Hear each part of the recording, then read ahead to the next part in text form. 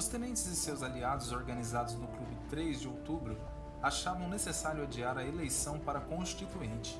O objetivo disso era permitir que Vargas implementasse a obra revolucionária. As forças políticas estaduais controladas pelos interventores nomeados por Vargas aguardavam os acontecimentos. Em São Paulo, a nomeação do tenente João Alberto para a interventoria inaugurou uma crise.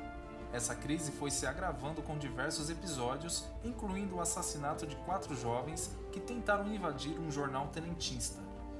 Os nomes desses jovens eram Miragaia, Marcondes, Drauzio e Camargo. A partir desse fato formou-se o MMDC, ao lado de outros agrupamentos. Em julho de 1932, empunhando a bandeira constitucionalista, os paulistas pegaram em armas contra o governo central. Sem apoio de nenhum outro estado, renderam-se 3 meses depois. A Assembleia Nacional Constituinte foi eleita em maio de 1933. A Constituição, promulgada em 16 de julho de 1934, colocou fim ao período chamado do governo provisório. A nova Constituição, ao estabelecer uma república federativa, parecia-se com a de 1891.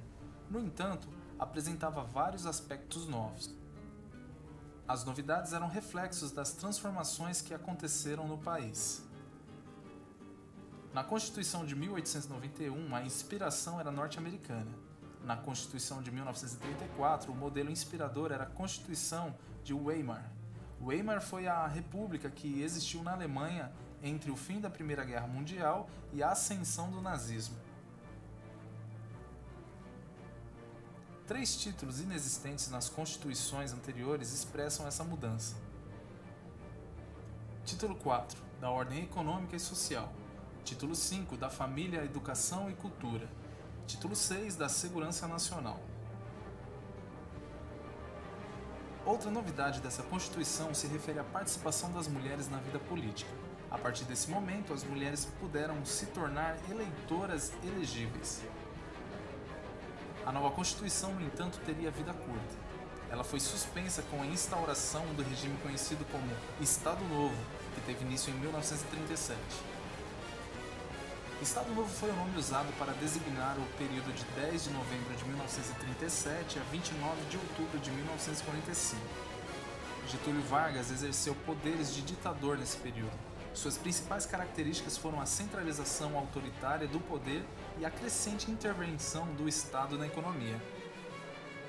O Estado Novo teve início com um golpe de Estado, quando Vargas fechou o Congresso e baixou uma nova Constituição, e se encerrou com um golpe militar. O Estado Novo se encerrou com um golpe militar quando o ditador foi deposto e teve início a redemocratização. Mesmo com o primeiro impasse da Constituição vencido, a agitação política continuou. Inspirada no fascismo italiano, a ação integralista brasileira defendia ideias nacionalistas e anticomunistas. Suas ações mobilizavam a população em palestras e em manifestações de rua. A Aliança Nacional Libertadora, por sua vez, reunia a oposição de esquerda ao governo. Em novembro de 1935 começou a revolta comunista nas cidades de Natal, Recife e Rio de Janeiro. Os revoltosos logo foram dominados, mas a repressão que se seguiu foi violenta. Centenas de civis e militares foram presos e torturados em todo o país. A tensão política serviu de pretexto para o progressivo fechamento do regime, com a concentração de poderes nas mãos do executivo. Esse processo terminou em 10 de novembro de 1937. Nesse dia, o próprio Vargas mandou fechar o Congresso Nacional e declarou uma nova Constituição. Com isso, triunfava o projeto de Estado autoritário e o presidente constitucional se tornava um ditador. Em maio de 1938, o governo do Estado Novo esmagou a revolta integralista.